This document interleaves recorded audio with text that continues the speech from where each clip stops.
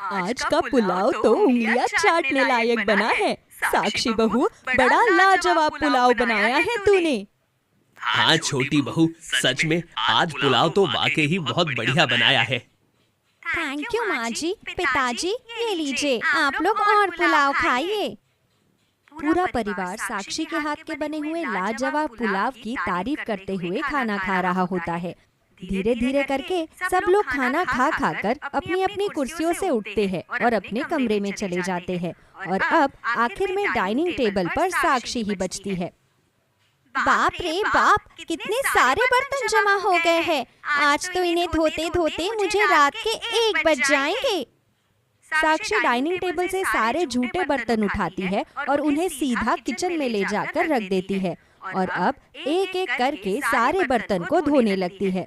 बर्तन धोते धोते कब घड़ी में 10 से 12 बज जाते हैं, साक्षी को पता ही नहीं चलता।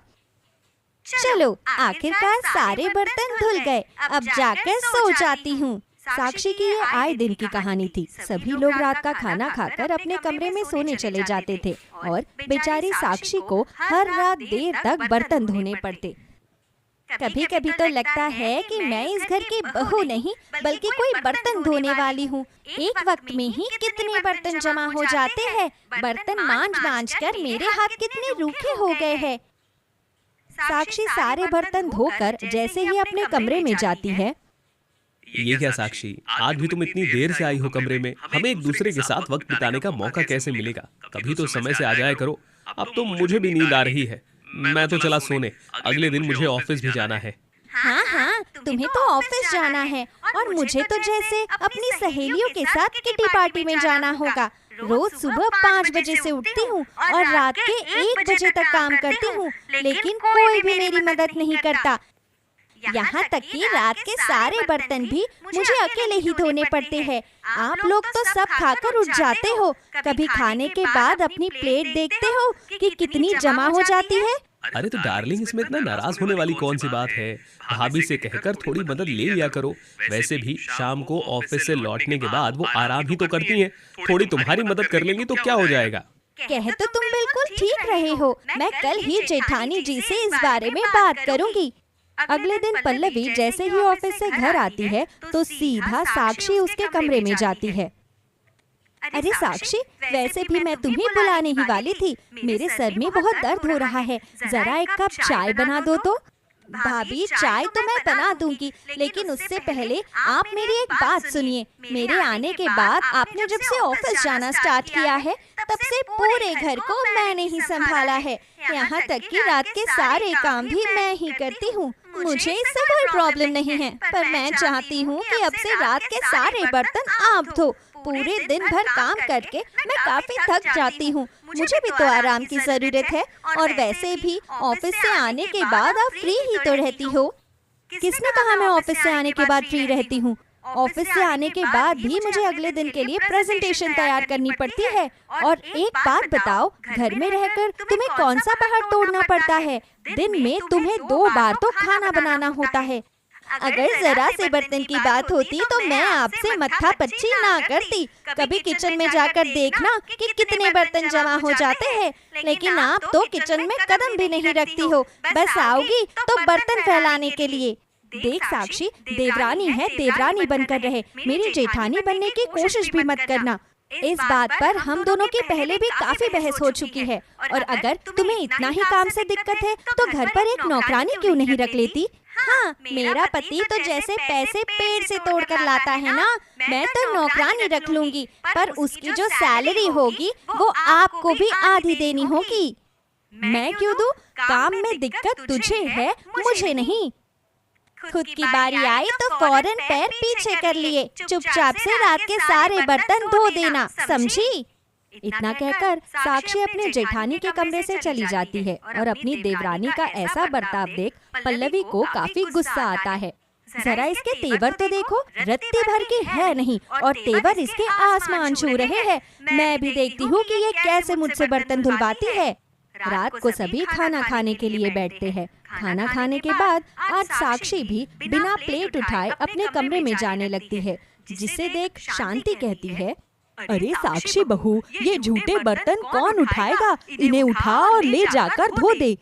माँ जी, आज से रात के बर्तन धोने की जिम्मेदारी मेरी नहीं बल्कि आपकी बड़ी बहू की है। मैंने कहा ना, मैं रात के बर्तन नहीं धोऊंगी। अगर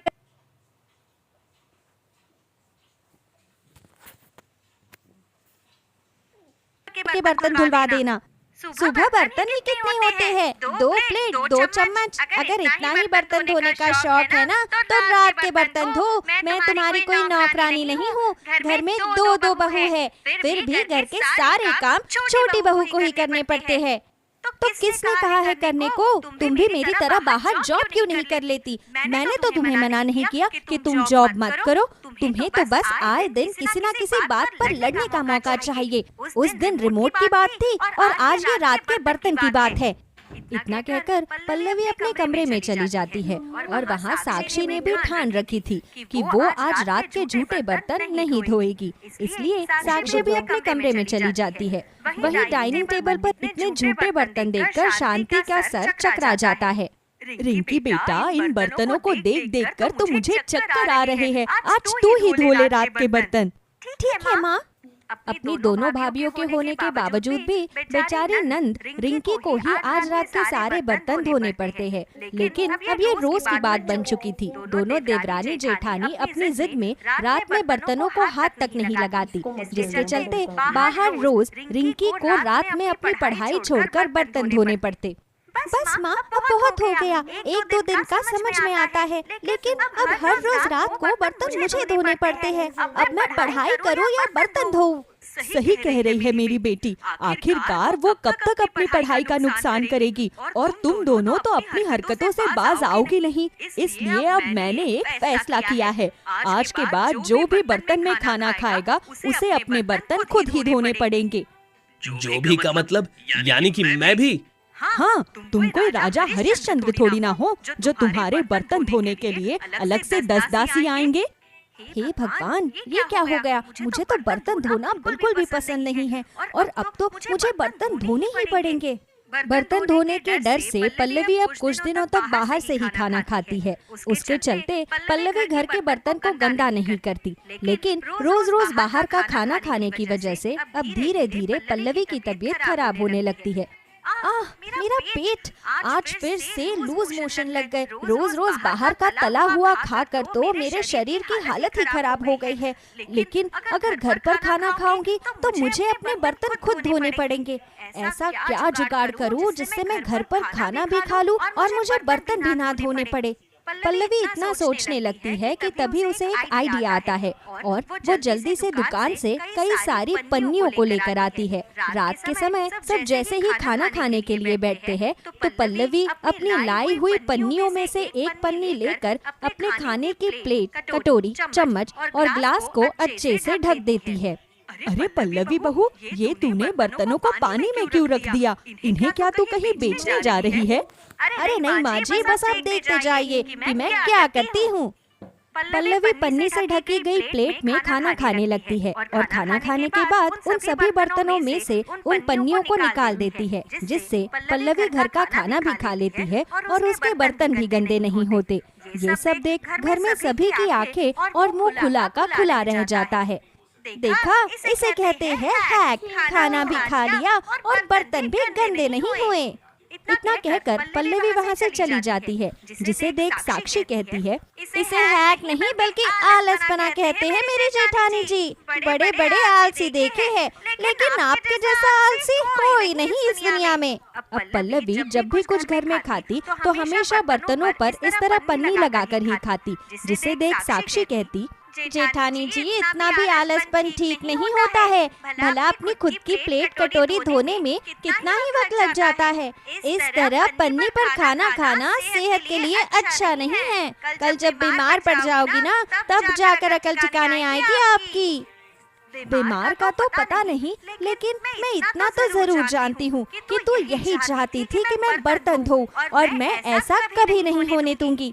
हर रोज पन्नियों पर इस तरह खाना खाने की वजह से अब धीरे धीरे पल्लवी के पेट में इन्फेक्शन होने लगता है और आज पल्लवी के पेट का इन्फेक्शन इतना बढ़ जाता है कि वो पेट दर्द से बहुत बुरी तरह से तड़पने लगती है। मेरा पेट। पल्लवी की ऐसी हालत देख सभी लोग जल्दी से डॉक्टर को बुलाते हैं। डॉक्टर भी पल्लवी का चेकअप करने के बाद उसे यही बताते हैं कि उसे पेट में इन्फेक्शन हुआ है। फिलहाल मैंने इन्हें कुछ दवाइयाँ दे दी है, इससे इन्हें जल्दी आराम मिल जाएगा। डॉक्टर के जाने के बाद शांति अपनी बड़ी बहू के पास जाकर बैठ जाती है।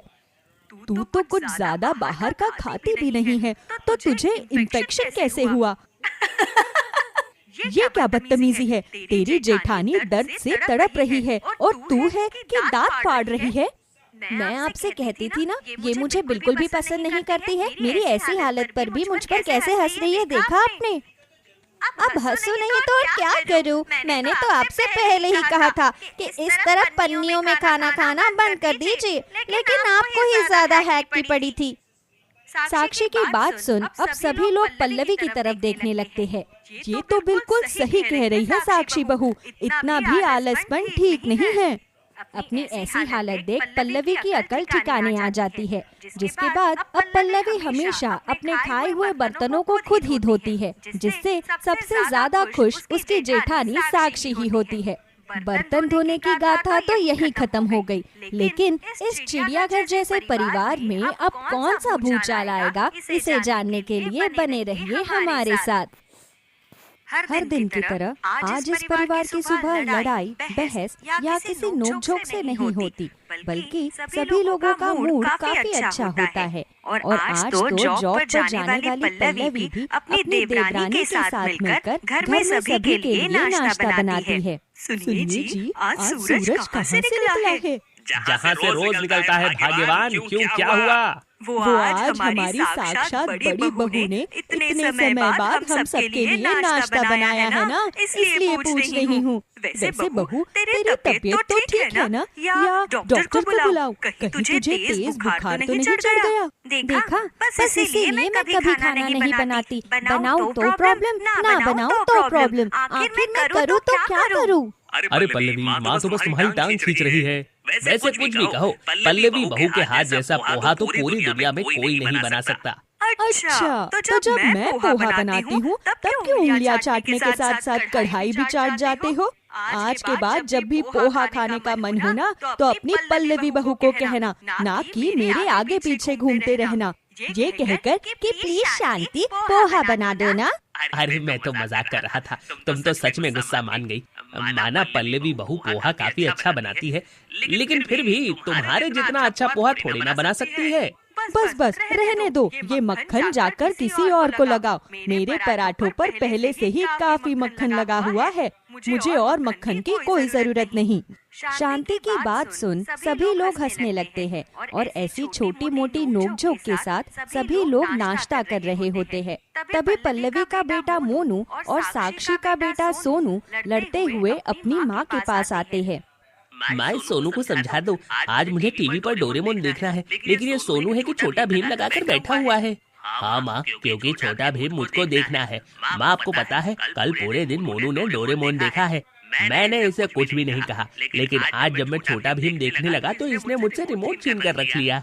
मोनू, ये क्या बदतमीजी है? ये रिमोट तुम खरीद कर लेकर नहीं आए हो, जो तुमने इसे अपने पास रख लिया है। चुपचाप से रिमोट सोनू को दो। क्यों दे मेरा बेटा रिमोट? जब इसका मन डोरेमोन देखने का है तो ये पहले डोरेमोन ही देखेगा, उसके बाद सोनू छोटा भीम देख लेगा।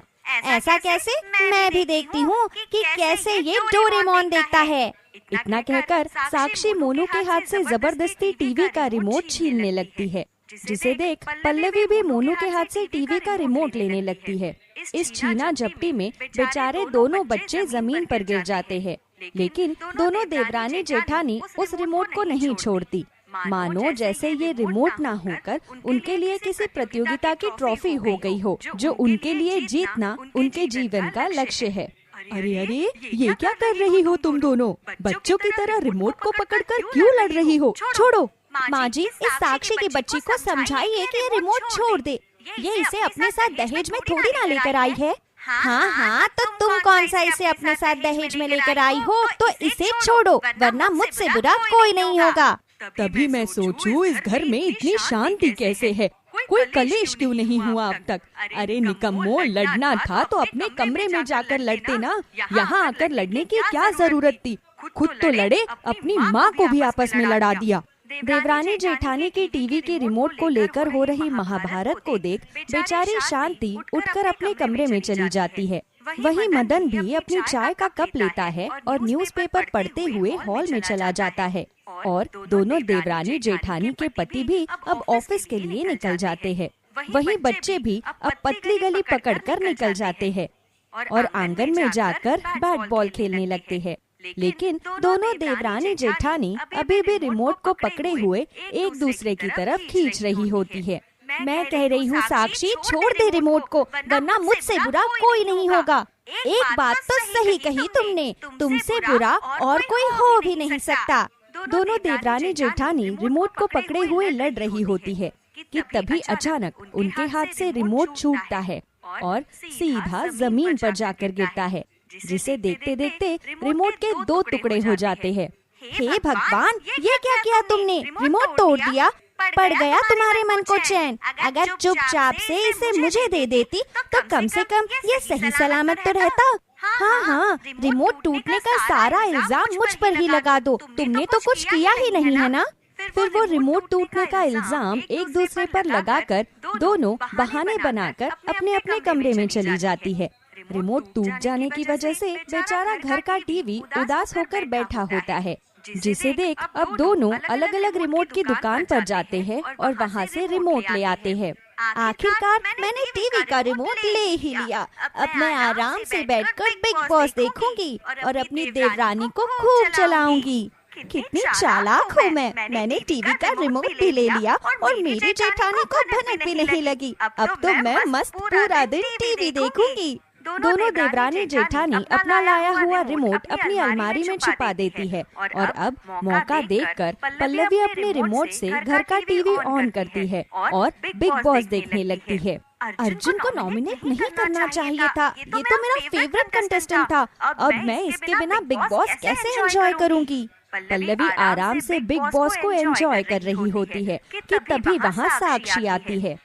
मेरी जेठानी तो मुझसे भी 2 कदम आगे निकली, ये भी रिमोट ले आई और आराम से बैठकर बिग बॉस देख रही है। साक्षी अब जल्दी से अपने कमरे में जाती है और अपनी अलमारी से रिमोट निकालकर चुपके से टीवी का चैनल चेंज कर देती है, जिसे देख पल्लवी काफी हैरान होती है। अरे ये क्या, ये टीवी का चैनल अपने आप कैसे बदल गया? लगता है गलती से रिमोट पर मेरा हाथ लग गया होगा। पल्लवी अपने रिमोट से दोबारा से चैनल चेंज करती है और बिग बॉस देखने लगती है। वहीं साक्षी चुपके से फिर से एक बार और चैनल बदल देती है। ये क्या हो रहा है? ये चैनल बार बार अपने आप क्यों बदल रहा है? कहीं कोई टीवी में भूत तो नहीं आ गया? कितनी भोली है मेरी जेठानी, इसे तो पता भी नहीं है कि सब कुछ मैं कर रही हूँ। साक्षी काफी देर तक ऐसा ही करती रहती है, जिसके चलते पल्लवी परेशान हो जाती है और टीवी बंद करके अपने कमरे में चली जाती है। जिसके बाद अब साक्षी आराम से सोफे पर बैठकर अपने रिमोट से टीवी ऑन करती है और अपना मनपसंद सीरियल देखने लगती है। इन दोनों की शादी भी हो गई और मुझे पता भी नहीं चला। कितना अच्छा एपिसोड मुझसे मिस हो गया। ये सब मेरी खड़ूस जेठानी की वजह से हुआ है। लेकिन अब कोई बात नहीं, अब तो मैं आराम से अपना सीरियल देख सकती हूँ। साक्षी आराम से अपना सीरियल देखती है कि तभी टीवी की आवाज पल्लवी के कमरे तक जाने लगती है। टीवी तो मैं बंद करके आई थी और रिमोट भी मेरे ही पास है, तो ये टीवी कैसे चल रहा है? पल्लवी जैसे ही हॉल में जाती है तो देखती है कि उसकी देवरानी साक्षी सोफे पर आराम से बैठी हुई है और अपना सीरियल देख रही है और सामने बिल्कुल पल्लवी के रिमोट जैसा ही एक और रिमोट रखा हुआ है। ये देख पल्लवी सब कुछ समझ जाती है और चिल्लाते हुए अपनी देवरानी से कहती है, अच्छा तो ये सब तू कर रही थी। चलो थोड़ी तो अकल आई आप में। आपको पता तो चला कि ये सब कौन कर रहा था। तुझे जरा भी मेरी खुशी बर्दाश्त नहीं होती है ना? तू मेरी देवरानी है या कोई नागिन? अगर मैं नागिन हूँ तो तुम भी किसी गिरगिट से कम नहीं हो। बार बार अपने रंग बदलती रहती हो। तुम्हारी इतनी हिम्मत कि तुमने मुझे अपनी जेठानी और इस घर की बड़ी बहू को गिरगिट कहा? हाँ, तुमने बिल्कुल ठीक सुना है। मैंने तुम्हें मेरी जेठानी और इस घर की बड़ी बहू को गिरगिट कहा है, गिरगिट। दोनों देवरानी जेठानी में फिर से एक और बार रिमोट को लेकर महाभारत शुरू हो जाती है और अब दोनों मिलकर घर को सर पर उठा लेती है। अब किसी बहस का तो कोई फायदा नहीं है। एक काम करते हैं, एक दिन मैं टीवी देख लूंगी। अच्छा, और एक दिन आप देख लेना। पूरा दिन जॉब की वजह से घर के बाहर रहती हूँ। शाम को आती हूँ और मुश्किल से 1-2 घंटे ही टीवी देख पाती हूँ। ऐसे तो तुम पूरा दिन टीवी देखोगी। तो किसने कहा है जॉब करने को? छोड़ दो ना जॉब। छोड़ो, इतने सालों तक मैंने इतनी पढ़ाई घर में रोटियां बेलने के लिए थोड़ी ना की है। तो फिर तुम क्या चाहती हो कि चित भी तुम्हारी और पट भी तुम्हारी? ये चित पट अपने पास रखो और चुपचाप से अपनी टीवी का रिमोट मुझे दे। क्यों दूं मैं अपना टीवी का रिमोट? क्योंकि मैं कह रही हूँ। हाँ, तुम तो कोई प्राइम मिनिस्टर हो ना कि तुम्हारी कही हुई हर बात मुझे माननी पड़ेगी। प्राइम मिनिस्टर ना सही, लेकिन इस घर की बड़ी बहू और तुम्हारी जेठानी हूँ, तो इस हक से तो तुम्हें मेरी बात माननी ही पड़ेगी। इतना कहकर पल्लवी साक्षी से रिमोट छीनने लगती है कि तभी एक बार फिर उन दोनों के बच्चे लड़ते हुए उनके पास आते हैं। मैंने कहा ना सोनू, इस बॉल को छोड़ दे, ये मेरी बॉल है, इससे तो मैं ही खेलूंगा। और पिछले हफ्ते जो तुम मेरे बॉल के साथ खेल रहे थे उसका क्या? मैंने तुम्हें कुछ कहा थोड़ी ना था। आज तो मैं ही इस बॉल से खेलूंगा। दोनों बच्चे एक दूसरे से बॉल छीनने लगते हैं और इसी छीना झपटी में उनके हाथ से बॉल छूटती है जो सीधा एलईडी स्क्रीन पर जा लगती है। बॉल लगने की वजह से एलईडी टूट जाती है। टीवी के टूटने की आवाज सुन मदन लाल और शांति अपने कमरे से बाहर निकलते हैं और टीवी को टूटा देख काफी हैरान होते हैं। ए भाग्यवान, 55,000 का टीवी तोड़ दिया। तुम दोनों को पता भी है अभी तक इस टीवी की ईएमआई भी पूरी नहीं हुई है और तुमने पहले ही इसका अंतिम संस्कार कर दिया। अरे तुम दोनों बच्चों को क्यों डांट रही हो? जिंदगी में पहली बार तो इन्होंने कोई अच्छा काम किया है। जो कुछ भी हुआ अच्छा ही हुआ है। कम से कम अब इन दोनों में टीवी के रिमोट को लेकर कोई महाभारत तो नहीं चलेगी। ना रहा बांस और ना बजेगी अब कोई बांसुरी। इतना कहकर शांति और मदन लाल अपने कमरे में चले जाते हैं। वहीं अब देवरानी जेठानी अपना अपना रिमोट टेबल पर रख अपने अपने काम करने